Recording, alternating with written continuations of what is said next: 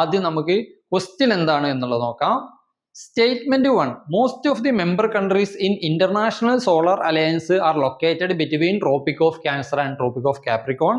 Then statement 2. Japan is a member country of the International Solar Alliance. രണ്ട് statement ആണ് തന്നിട്ടുള്ളത്. ഏതൊക്കെ statement correct ആണ് എന്നാണ് ചോദിച്ചിട്ടുള്ളത്. ആദ്യത്തെ ഒരു സ്റ്റേറ്റ്മെന്റ് എന്ന് പറയുന്നത് most of the member countries of International Solar Alliance Tropic of ക്യാൻസറിനും ട്രോപ്പിക് ഓഫ് കാപ്രിക്കോണിനും ഇടയിലാണ് എന്നുള്ളത്. സ്റ്റേറ്റ്മെന്റ് 2 എന്ന് പറയുന്നത് ജപ്പാൻ എന്നുള്ളത് ISAയിലെ ഒരു മെമ്പർ കൺട്രിയാണ് എന്ന് പറയുന്നതാണ്. ഏതൊക്കെ സ്റ്റേറ്റ്മെന്റ് ആണ് ഇതിനകത്ത് കറക്റ്റ് ആയിട്ട് വന്നിട്ടുള്ളത്? ഇതിന് ആൻസർ അറിയാവുന്നവർ താഴെ കമന്റ് ചെയ്യുക. എന്താണ് ഇതിന്റെ കറക്റ്റ് ആയിട്ടുള്ള ആൻസർ എന്നുള്ളത്. ആൻസർ എന്താണ് എന്ന് കമന്റ് ചെയ്യുക. ഒരു ഏരിയ ഡിസ്കസ് ചെയ്യാം. International Solar alliance or ISA എന്ന് പറയുന്നത്. ISA ക്വസ്റ്റ്യൻ പേപ്പറിൽ അങ്ങനെ വന്നിട്ടുണ്ട്. ISA എന്നുള്ള വേർഡാണ് യൂസ് ചെയ്തിട്ടുള്ളത്. ഓർ ഇന്റർനാഷണൽ സോളാർ അലയൻസ് എന്നുള്ളത് എൻവിറോൺമെന്റുമായിട്ട് ബന്ധപ്പെട്ടിട്ടുള്ള ഒരു ട്രീറ്റിയാണ്. ഇത് നോക്കാം എന്താണ് ISA എന്നുള്ളത്. International ISA or is A international organisation that promote solar energy adoption world wide. Solar എനർജിയുടെ അഡോപ്റ്റേഷൻ, ലോകം മൊത്തം സോളാർ എനർജിയുടെ അഡോപ്റ്റേഷനിലേക്ക് മൂവ് ചെയ്യുക, ആ ഒരു മിഷനുമായിട്ട് ബന്ധപ്പെട്ട് അല്ലെങ്കിൽ സോളാർ എനർജിൻ്റെ യൂസ് പ്രൊമോട്ട് ചെയ്യുക എന്നുള്ള ഉദ്ദേശത്തോടെ വന്നിട്ടുള്ള ഒരു ഇൻ്റർനാഷണൽ ഓർഗനൈസേഷനാണ് ISA അല്ലെങ്കിൽ ഇന്റർനാഷണൽ സോളാർ അലയൻസ് എന്ന് പറയുന്നത്. അറിഞ്ഞിരിക്കുക, ISA അല്ലെങ്കിൽ solar international alliance, international Solar alliance എന്ന് പറയുന്നത് വേൾഡ് വൈഡ് ആയിട്ട് എന്ത് ചെയ്യാം, സോളാർ എനർജിയുടെ ഉപയോഗം കൂട്ടുക, അതിനെ പ്രൊമോട്ട് ചെയ്യുക എന്നുള്ള ഉദ്ദേശത്തിൽ വന്നിട്ടുള്ള ഒരു ഇന്റർനാഷണൽ ഓർഗനൈസേഷൻ ആണ് അല്ലെങ്കിൽ അലയൻസ് ആണ്.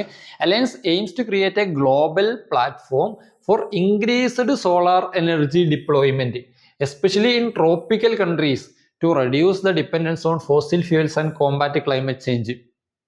അറിയാമല്ലോ, നമ്മളിപ്പോൾ പ്രധാനമായിട്ട് യൂസ് ചെയ്യുന്ന എനർജി സോഴ്സ് എന്ന് പറയുന്നത് ഫോസിൽ ഫ്യൂൽസ് ആണ്, പെട്രോളിയം പ്രോഡക്ട്സ് ആണ്, പെട്രോൾ, ഡീസൽ പോലുള്ള എനർജി സോഴ്സുകളാണ് നമ്മൾ യൂസ് ചെയ്യുന്നത്. സോ ഇതിൻ്റെ കൺസെപ്ഷൻ മാറ്റി ഇതിൻ്റെ യൂസ് റെഡ്യൂസ് ചെയ്ത് ഈ ക്ലൈമറ്റ് ചേഞ്ചിനെ നമുക്ക് എങ്ങനെ കോമ്പാക്ട് ചെയ്യാൻ പറ്റും, അതിനോട് എങ്ങനെ ഫൈറ്റ് ചെയ്യാൻ പറ്റും എന്നുള്ളതിന് വേണ്ടിയിട്ട് ആ ഒരു ഉദ്ദേശത്തിൽ എന്ത് ചെയ്യാൻ സോളാർ എനർജിയുടെ കൺസെപ്ഷൻ, സോളാർ എനർജിൻ്റെ യൂസ് മാക്സിമം കൂട്ടുക എന്നുള്ള ഉദ്ദേശത്തിൽ വന്നിട്ടുള്ള അതിനുവേണ്ടി ക്രിയേറ്റ് ചെയ്യപ്പെട്ടിട്ടുള്ള ഒരു ഗ്ലോബൽ പ്ലാറ്റ്ഫോമാണ് എന്ത് ഇന്റർനാഷണൽ സോളാർ അലയൻസ് എന്ന് പറയുന്നത്.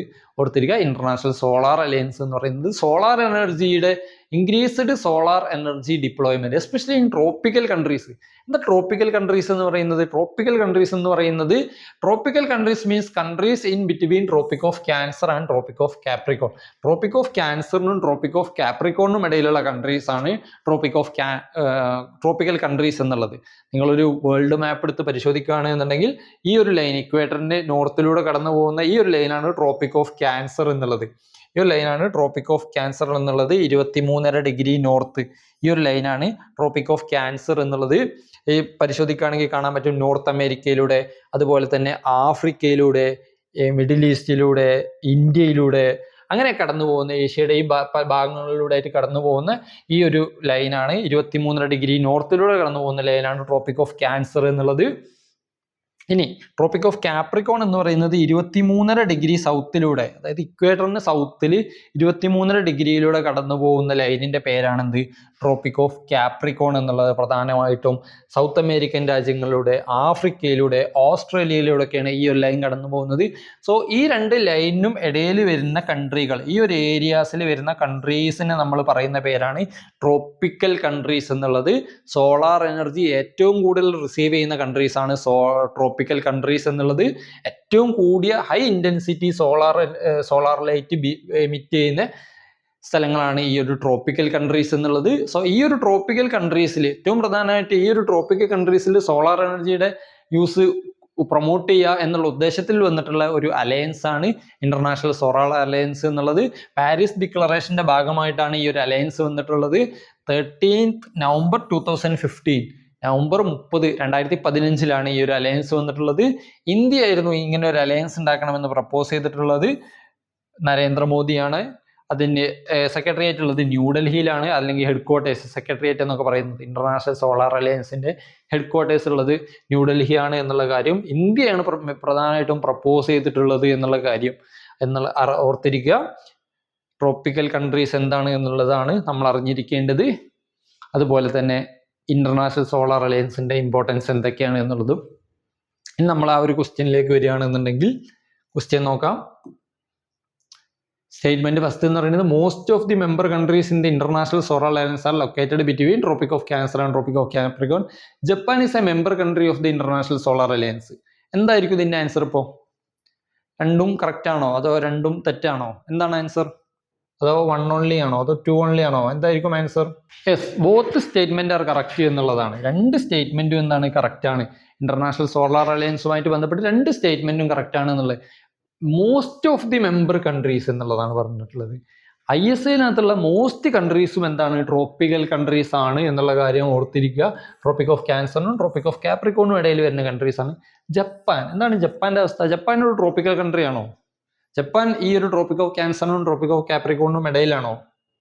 ആണോ? അറിഞ്ഞിരിക്കുക, ജപ്പാൻ എന്നുള്ളത് ഒരു ട്രോപ്പിക്കൽ കൺട്രി അല്ല, പക്ഷേ ജപ്പാൻ എന്നുള്ളത് ഇതിന്റെ ഒരു മെമ്പർ ആണ് എന്നുള്ളത്. ഈ കൺട്രീസ് മാത്രമല്ല അതിനകത്തുള്ളത്, പ്രധാനമായിട്ടുള്ള countries, most of the countries ISAയിൽ മെമ്പർ ആണ് എന്നുണ്ടെങ്കിൽ എന്തെങ്കിലും ISAയിൽ ട്രോപ്പിക്കൽ അല്ലാത്ത രാജ്യങ്ങളും അതിനകത്ത് മെമ്പർ ആണ് എന്നുള്ള കാര്യം ഓർത്തിരിക്കുക. So both statement are correct എന്നുള്ളതാണ് ഈ ഒരു ISA ആയിട്ട് ബന്ധപ്പെട്ട് നമ്മൾ അറിഞ്ഞിരിക്കേണ്ടത്. Most member countries tropic of ക്യാൻസറിനും ട്രോപ്പിക് ഓഫ് കാപ്രിക്കോണിനും ഇടയിലാണ്, പക്ഷേ എല്ലാ മെമ്പർ കൺട്രീസും അങ്ങനെയല്ല എന്നുള്ള കാര്യം ഓർത്തിരിക്കുക. എല്ലാ കൺട്രീസും അങ്ങനെയല്ല, പക്ഷേ മോസ്റ്റ് ഓഫ് ദി കൺട്രീസ് അങ്ങനെയാണ്. ജപ്പാനും ഒരു ISAയിലെ ഒരു മെമ്പർ കൺട്രി ആണ് എന്നുള്ള കാര്യമാണ് ഈ ഒരു ISA എന്നുള്ളൊരു ഏരിയയുമായിട്ട്, എൻവിറോൺമെന്റിലെ ഏരിയയുമായിട്ട് അറിഞ്ഞിരിക്കേണ്ട കാര്യം. സോ ഈ ഒരു ക്വസ്റ്റ്യൻ മനസ്സിലായെന്ന് വിചാരിക്കുന്നു. ISA എന്താണ് ISA എന്നുള്ളത് മനസ്സിലായെന്ന് വിചാരിക്കുന്നു. ഇതോടുകൂടി നമ്മുടെ 30-ഡേ ചലഞ്ച് ഇവിടെ അവസാനിക്കുകയാണ്. 30 ദിവസങ്ങൾ കൊണ്ട് 30 ഏരിയാസ് കവർ ചെയ്യുക എന്നുള്ള ഉദ്ദേശത്തിലാണ് ഈ 30-ഡേ ചലഞ്ച് ചെയ്തിട്ടുള്ളത്. സോ ഈ 30-ഡേ ചലഞ്ച് നിങ്ങൾക്ക് യൂസ്ഫുൾ ആയി എന്ന് വിചാരിക്കുന്നു. നിങ്ങൾക്ക് 30-ഡേ ചലഞ്ചുമായിട്ട് ബന്ധപ്പെട്ട് എന്തെങ്കിലും സജഷൻസ്, റിവ്യൂസ്, അനാലിസിസ്, എന്തെങ്കിലും റെക്കമെൻഡേഷൻസ് എന്തെങ്കിലും ചെയ്യാനുണ്ട് എന്നുണ്ടെങ്കിൽ നിങ്ങൾക്ക് താഴെ കമൻറ്റ് ബോക്സിൽ അത് കമൻറ്റ് ചെയ്യാം. ഈ 30-ഡേ ചലഞ്ചുമായിട്ട് സഹകരിച്ച എല്ലാവർക്കും നന്ദി. Thank you.